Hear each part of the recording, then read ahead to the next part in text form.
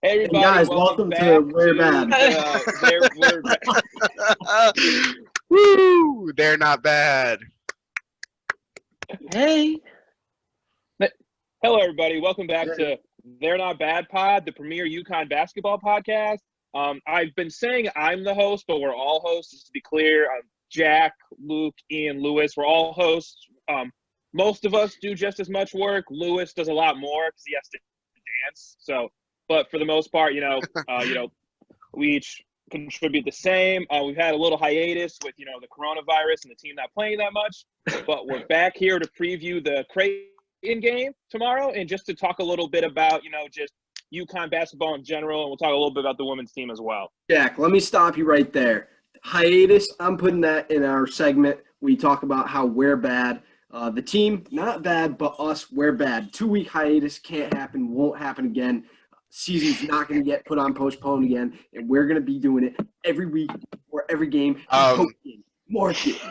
You know what? I'm gonna give myself an excuse here. I was moving, so I had to take a hiatus, guys. Sorry. It's all my fault. Put it on my shoulders. That's my excuse right there. Yeah, we still could have recorded plenty of stuff. There are women's games. Jack, yeah. Don't say that out loud. What's wrong with you? This is what are you doing? I had COVID-19. Oh shit. And the second we're bad is the last episode was recorded in my mind multiple times and was deleted and never saw. It was so scuffed. The audio was so scuffed. It was so bad. I don't think anyone would have actually enjoyed listening to it at all. Anyway. So that's technically episode 3 today.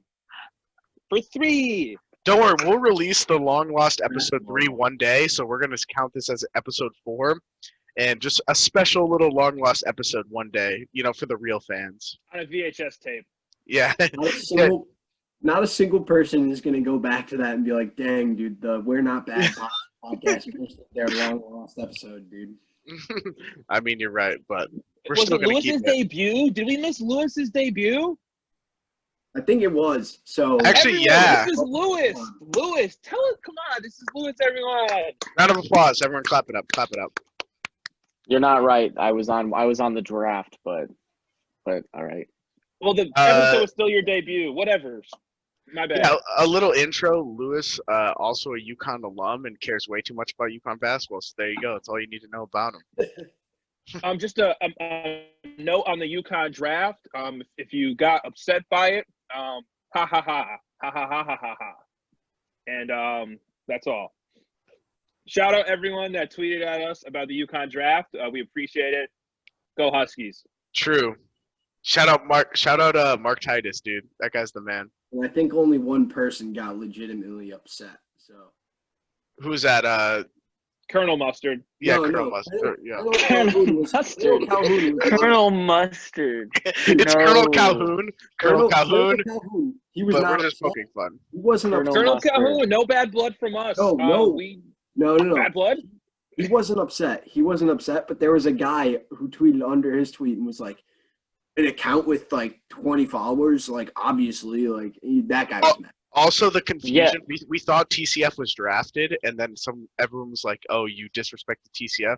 TCF definitely would have made it, but I just thought they were drafted, so I picked other people. Luke pulled a weirdo. That was bad. Yeah. I drafted Meg Thee Stallion and not a word. That's just the part they weren't mad at. Yeah, right. No one got triggered over that. People got triggered over us picking UConn accounts that weren't TCF. It's like, well, it was Mark Titus. I was like, I picked Meg Thee Stallion. We're getting upset about Mark Titus. I was like, what are we doing? Yeah, what's happening? Mark Titus is the man, dude. He's cool. Jack Mack, we didn't. Oh yeah, it's true. He also got mad. But we can only have one Barstool personality in the draft. That was an unspoken rule. So you got to be better than Jeff D-Low. Once that happens, you'll be our first pick. He won't be. Yeah, currently you're not. So it's gonna be tough. All right. Whoa. Let's get into the game. Let's get into the important stuff. Ian, give me some lines first, and we'll go. All right. We'll kick it off with the betting shit. So currently we're Creighton -2. Now this is the night before, so I expect that line to go up. My guess is Creighton -3, -3.5 game time because Creighton is very good at basketball.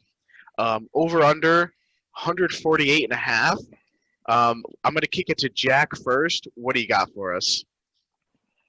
So I'm thinking with the hiatus and us not, actually we're practicing a lot, but still just not a lot of game reps. I'm thinking we hit the over just because of maybe sloppy defense on both ends. That thinking it was going to be stellar, and that's Fair. about 75 a team.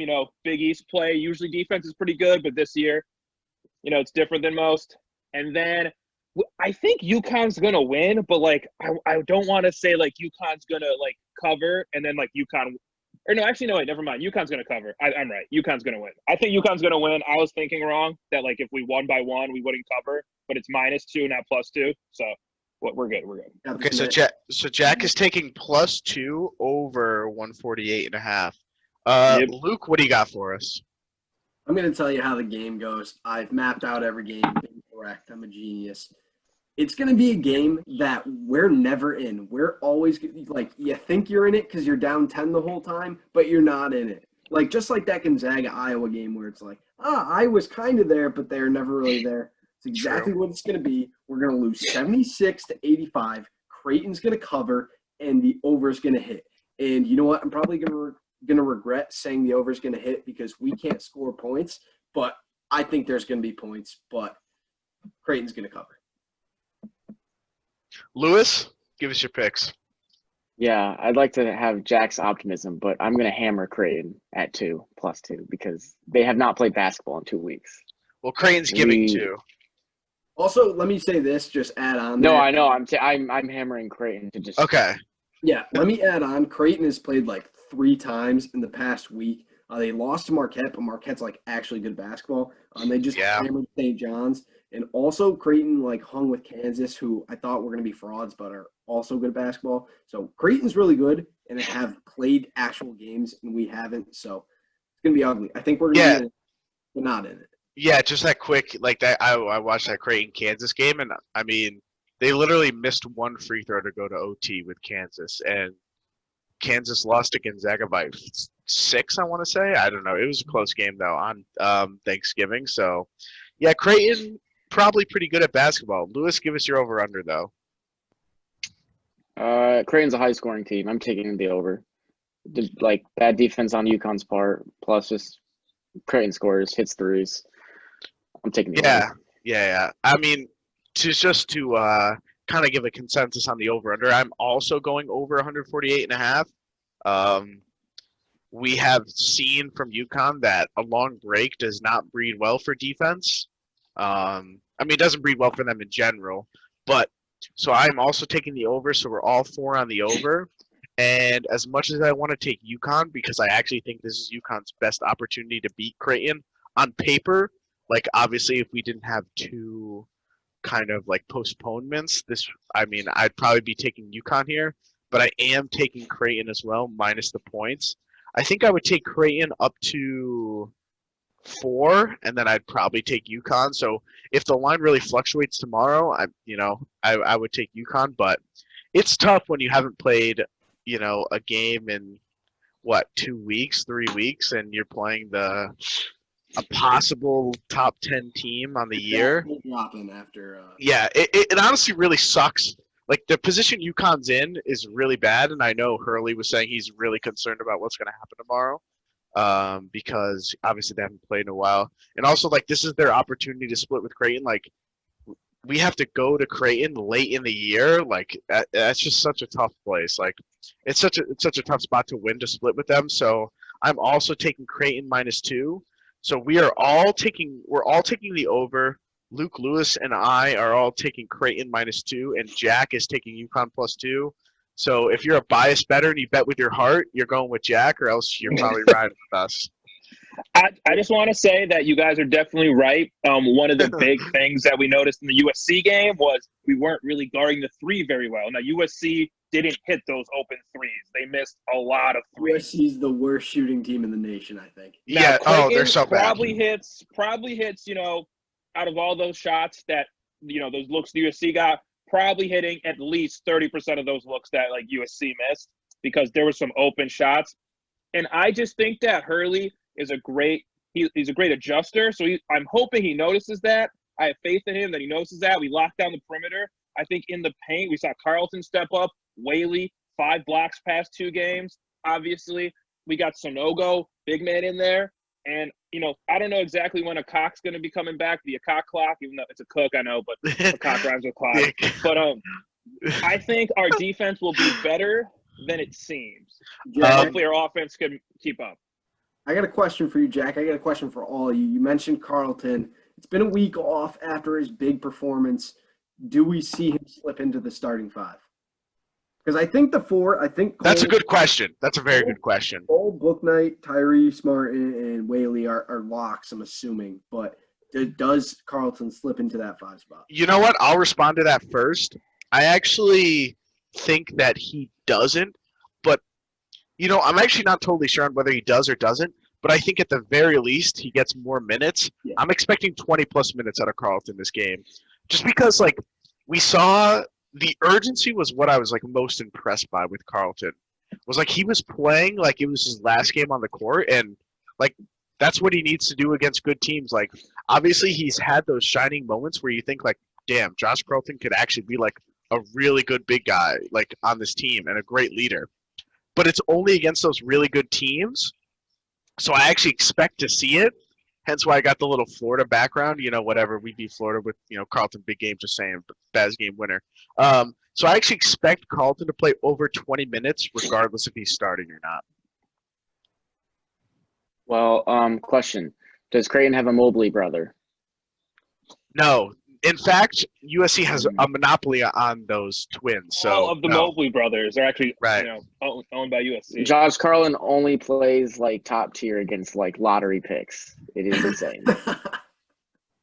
That's insane. But I don't know much about Creighton other than they just whop threes. I mean, true. So I was going to bring this up. I had this written down. As anyone who knows me knows, I'm a big stats guy.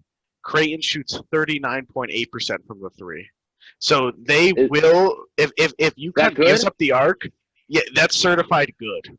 But if UConn gives up the looks they did against USC behind the arc, we're fucked. I mean, UConn is screwed because they don't miss those shots.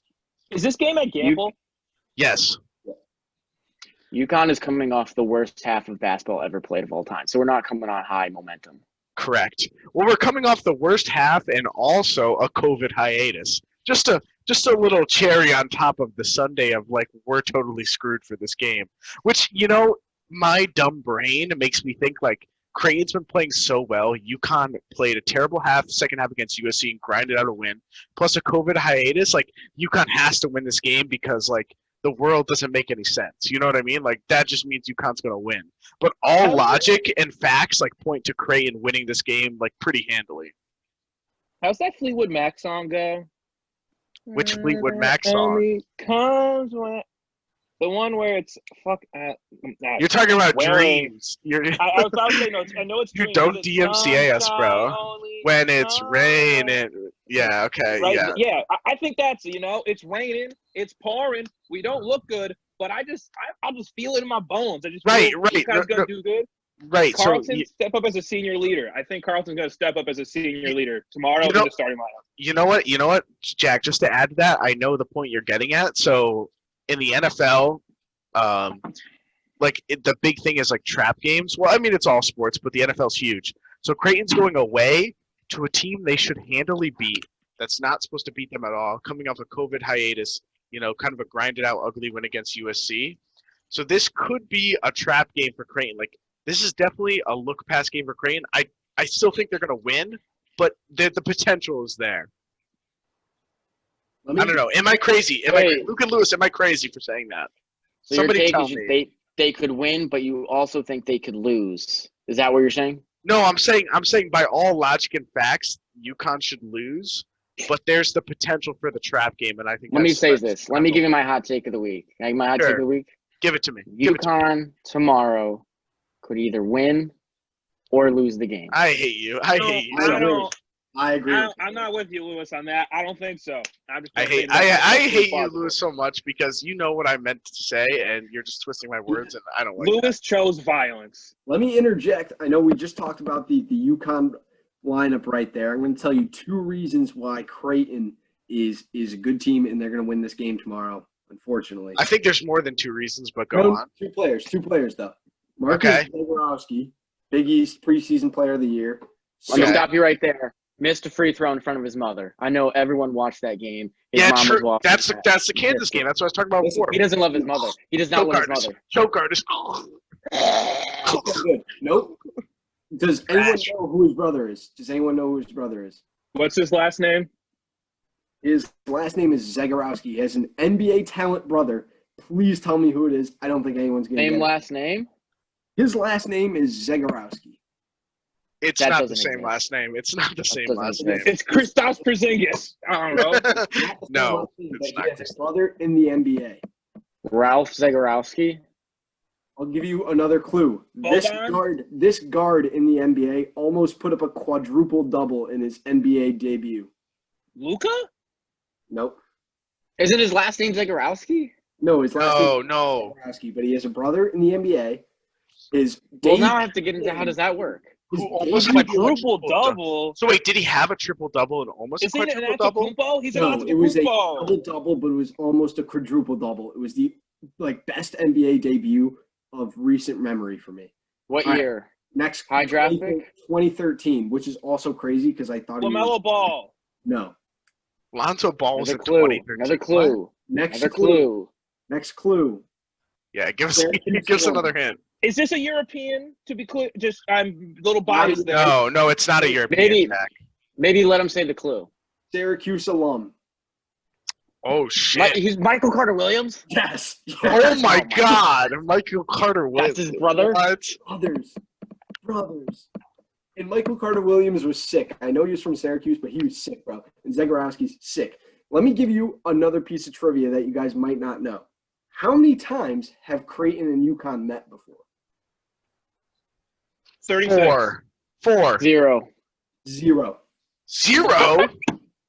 Damn. Listen to this. We have Good some call, momentum- Lewis. Good call. We have some momentum to build off of, though, because I'll give you another stat.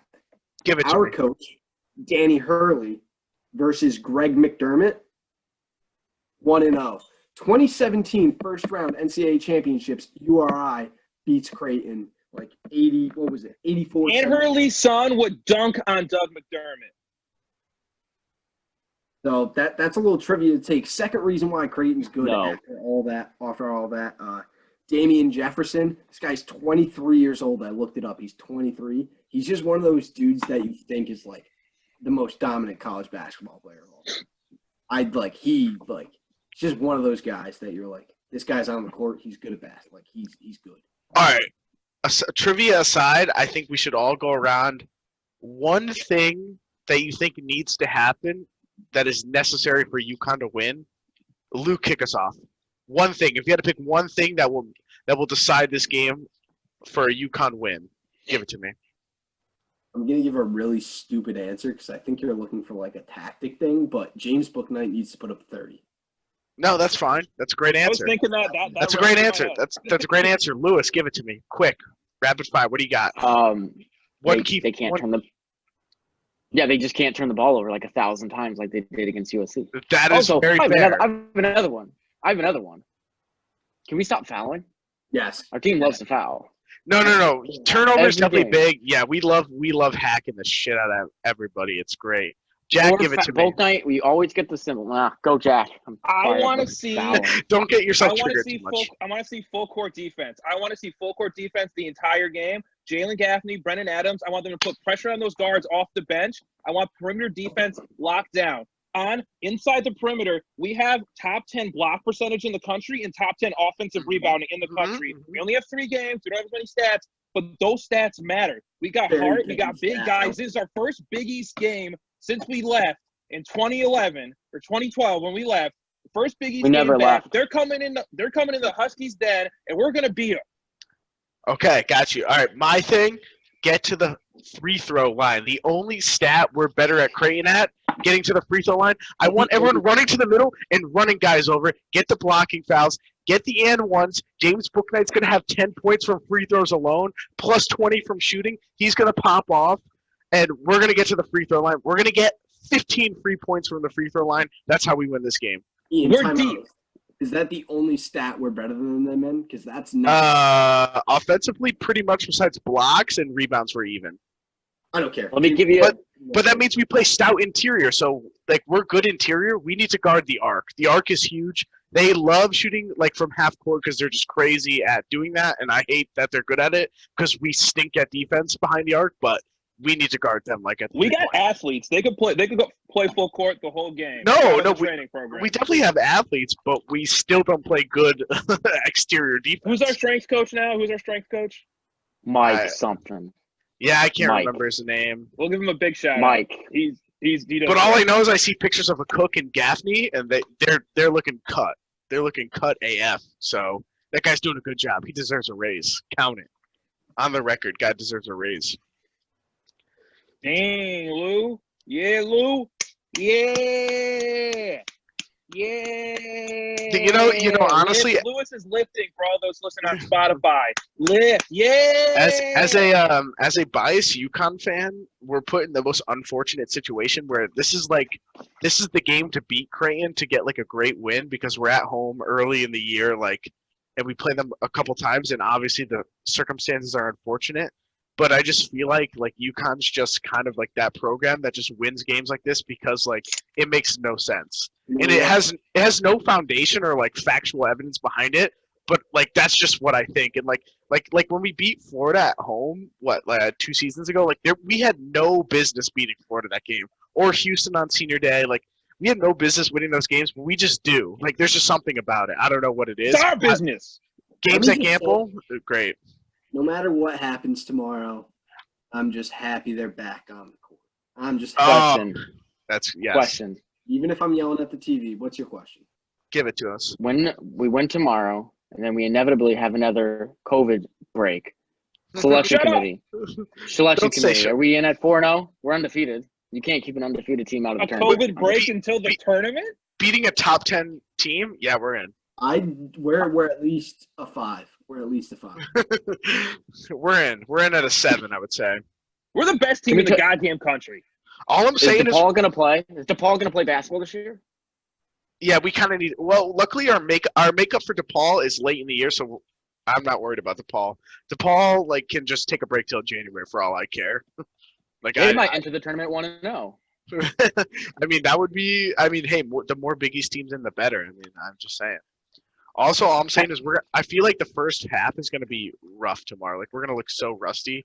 We're going to be like RJ Cole and Gaffney are just going to be throwing balls, like turning the ball over like crazy. Like we're not going to be rebounding.